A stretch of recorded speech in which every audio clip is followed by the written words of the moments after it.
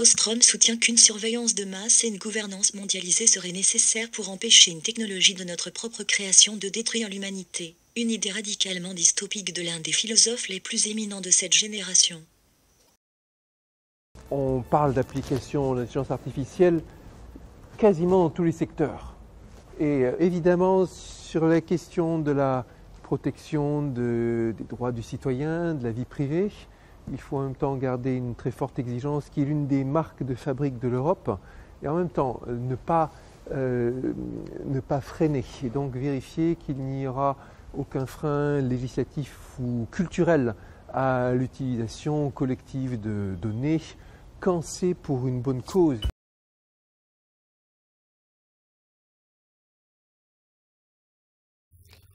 On en a déjà pas mal parlé à travers ce qu'on disait tout à l'heure. Maintenant, véritablement, on est sur l'enjeu des libertés individuelles. Donc, Christine Balaguer, 2 mots. Vous nous avez déjà dit beaucoup de choses sur le sujet.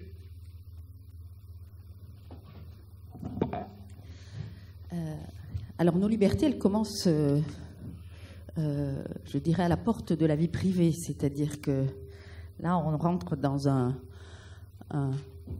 une vraie partie noire de toutes ces technologies, qui est la captation massive des données sur nous tous. Aujourd'hui, ce matin, Google sait, Facebook sait, les opérateurs de vos mobiles savent où est-ce que vous vous trouvez, qu'est-ce que vous faites ce matin. Et donc, évidemment, il n'y a plus d'endroit où on peut avoir vraiment une vie privée, à part un endroit où j'étais cet été très très loin dans le monde, sans technologie, effectivement. Voilà. Donc notre vie privée est aujourd'hui, je dirais, vraiment très attaquée par ces questions de captation massive de données. Je rappelle qu'il y a plus d'objets connectés dans le monde que d'humains, et que d'ici 2030, il y aura 3 fois plus d'objets connectés que d'humains dans le monde, et tous ces objets seront potentiellement connectés. J'ai même vu dans l'Internet des objets des soutiens-gorge connectés. Alors oui, c'est pour la bonne cause, c'est dans le cadre de la prévention du cancer du sein, mais quand même, tout de même, il y a peut-être des limites. Donc, la question de la liberté individuelle, elle est majeure. Hein, et là, on parle bien de l'individu. On ne parle pas de la collectivité et de la société. Ces libertés individuelles, elles vont beaucoup plus loin, puisque lorsqu'encore une fois, je vais être très pragmatique, on utilise en tant qu'utilisateur de ces technologies, on utilise encore une fois des systèmes de recommandation produits. Et donc, on en reçoit tout le temps. Hein. Vous voulez écouter de la musique, vous voulez acheter un produit, vous allez sur des sites web marchands, vous recevez sans du tout le demander par des systèmes de type RTB, Real-Time Bidding, et des algorithmes d'intelligence artificielle extrêmement sophistiqués, des publicités sur votre smartphone 120 millisecondes après avoir regardé un produit sur un site web. C'est le principe du RTB, c'est du retargeting. Tout ça est une intrusion massive dans notre vie privée et pose vraiment des problèmes.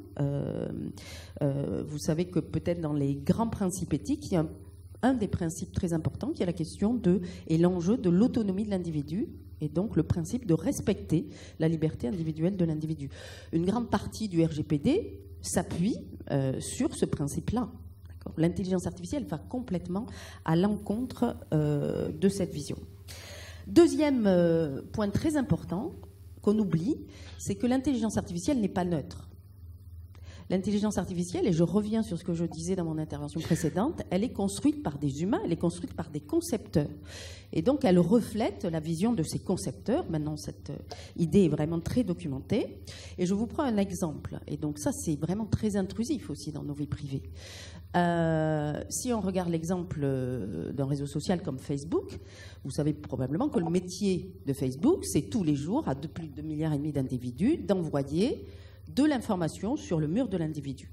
Donc évidemment, on comprend qu'il faille des systèmes extrêmement sophistiqués comme de l'intelligence artificielle pour aller sélectionner quelle est la bonne information pour cet individu à un instant T. Sauf qu'on peut se poser la question, mais quel est le critère de choix de Facebook ? Alors Mark Zuckerberg nous l'explique dans des conférences. Et puis, il suffit d'aller dans Settings, et puis dans Settings, vous voyez que ce qui est écrit, et c'est pareil sur Twitter, on vous dit ce qu'on vous adresse comme information, c'est une information relevant for you. Ça veut dire pertinente. Alors, quand même chouette, parce que Zuckerberg sait ce qui est pertinent pour moi. Moi, je ne le sais pas forcément.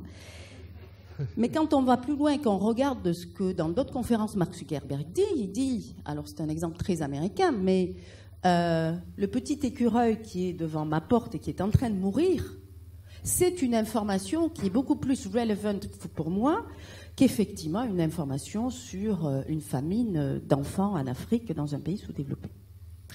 Et donc, on voit bien que là, c'est une atteinte profonde à nos vies privées, c'est une atteinte à notre liberté de penser, puisque plus on est nombreux à regarder l'information essentiellement via ces grandes plateformes, et plus nous sommes orientés dans nos opinions. Et donc, c'est un point que je développerai dans une autre question, mais les questions de manipulation de l'opinion et la question d'accès à une information objective, eh bien, pose problème. C'est une atteinte à nos libertés. Donc, il faut se poser des questions sur les critères. Et les critères, lorsque les entreprises développent des intelligences artificielles, nous, on travaille avec des data scientists, évidemment, y compris dans le domaine de la santé, il y a toujours une opinion dans l'algorithme. Et donc, lorsqu'on est juste utilisateur, lorsqu'on est simple citoyen et lorsqu'en plus on ne comprend absolument rien à toutes ces technologies, ce qui est le cas probablement de 80% des individus, eh bien on les subit. Et donc là, il y a une atteinte aux libertés collectives. Donc là, ça pose vraiment des questions de société. Alors moi, je suis très positive quand même, parce que je pense que, encore une fois, c'est une construction et donc on peut agir sur cette construction. Et ce que je veux dire aujourd'hui, nous, on a des étudiants en data science, on a beaucoup d'ingénieurs à l'Institut Mines-Télécom. Il se passe comme sur le climat, le fait que les jeunes ont envie de changer la planète. Ils ne sont pas comme nous. Ils ont envie que ça change. Et moi, je suis très positive sur le fait que demain, les entreprises vont avoir du mal à recruter des data scientists qui ne vont pas commencer à réfléchir sur les conséquences de ce qu'ils font. Donc nous, on a monté la CERNA, ça c'est un groupe de chercheurs, comité d'éthique de la recherche sur le numérique, on a monté des formations doctorales, plein de rapports, etc., sur comment on peut changer déjà auprès des doctorants, auprès des gens qui font de la recherche, des réflexions sur les conséquences des algorithmes d'intelligence artificielle qu'ils développent. Et aujourd'hui, avec la chaire que j'ai développée, on commence à le faire avec des entreprises. Et ces entreprises, elles sont aussi porteuses de ça. Elles ont envie de changer par des in-settings au sein des organisations la manière dont elles pensent l'intelligence artificielle pour limiter au maximum les impacts négatifs sur nos vies privées et sur les libertés individuelles. Et donc ça, je termine par là, c'est un modèle européen, c'est vrai que ce n'est pas du tout un modèle chinois, c'est un modèle aussi dont on commence à discuter et quand même que certaines grandes entreprises américaines commencent à travailler, et donc ça serait bien dommage que la France et l'Europe soient encore en retard sur ces questions d'éthique et de responsabilité, et donc voilà, on est tous acteurs, il suffit de s'y mettre. Dimitri Nokovic, on a parlé du Canada quand on a préparé cette table ronde. Parce que je crois que ce qui est important, c'est qu'on l'a dit tous, la notion de liberté individuelle, elle a son sens, je vais presque dire, philosophique, mais après la vision qu'en est faite dans les différents pays peut être différente. Et on avait vraiment, enfin moi j'avais été passionné par ce que vous nous aviez dit sur l'exemple canadien. Oui, en fait j'ai passé 10 ans en Amérique du Nord. Je suis rentré en France il y a 1 an et demi et j'ai contribué à la rédaction du livre blanc du gouvernement du Canada sur l'IA. Et en fait, l'IA, elle découle d'un modèle de société. Et clairement, comme il vient de l'être dit, le modèle chinois, c'est clairement pas le modèle français. Mais les Chinois sont contents de ce modèle. Leur smartphone Huawei, même si quand il sonne, fait entendre à tout l'auditoire, t'as pas payé tes impôts, t'as fait 5 contraventions, tu marches pas dans les clous, t'es un mauvais citoyen. Donc leur modèle de société, leur conception, l'individu en tant que tel n'est rien, le groupe est tout, ça leur convient. Ça convient moins aux Hongkongais. Mais donc finalement, ce qui est plutôt positif, c'est que en définitive, on voit bien qu'il y a des gens qui sont capables de dire non. et que l'Angleterre, par rapport à Huawei et au modèle sous-jacent et au risque de réduction des libertés individuelles, les Anglais, on dit hop, le truc là, ce type de fonctionnalité, on ne veut pas. Donc les Anglais ont dit non à cette forme de captation d'informations, alimentant une IA, contrôlant les masses. Et le RGPD, c'est aussi finalement une bonne chose, parce que c'est aussi dire non à une conception, pour le coup, nord-américaine, états-unienne, mercantile, mais aussi les USA, ça commence à devenir une dictature soft, hein, parce qu'il ne faut quand même pas oublier que les premiers qui ont été, dont les données personnelles ont été pompées, c'est les citoyens américains. Là encore, pour contrôler d'une façon ou d'une autre, pour prévenir la classe politique, les instances financières, enfin bref, l'oligarchie états-unienne contre finalement des mouvements qui, aux États-Unis, se sont quand même traduits par un certain nombre de réactions par rapport à l'État fédéral. Le Canada, par rapport au modèle chinois, au modèle américain, très proche, a dit, nous, on veut quelque chose qui correspond à nos valeurs. Et il y a eu un tout ensemble de réflexions sur les valeurs du Canada. Donc ce n'est pas les États-Unis, même si l'individualisme reste quand même assez prégnant, mais il y a quand même des valeurs de respect de l'individu, de sa liberté individuelle, des relations interpersonnelles, donc un consensus, donc vraiment la recherche d'une société harmonieuse. Et ça ne va pas du tout avec l'orientation chinoise ou l'orientation américaine. Ça n'empêche pas quand même le Canada, comme tous les pays, de surveiller aussi ses citoyens. Mais bon, au moins, il y a quand même un certain nombre de valeurs. Et puis, donc tout ça, finalement, ça peut préserver dans une certaine mesure ou restreindre dans une certaine mesure les libertés individuelles. C'est clair que les Chinois vont s'auto-censurer à mort. Que le scoring social, finalement, fait en sorte qu'on s'auto-censure. Donc la première réduction des libertés, oui, c'est éventuellement le risque d'être sanctionné, mais la deuxième réduction des libertés, c'est celle qu'on se fait à soi-même. Et donc la techno et l'IA peut aussi nous conduire à nous auto-censurer. Donc c'est encore pire, parce que finalement, on se cantonne nous-mêmes dans un cadre.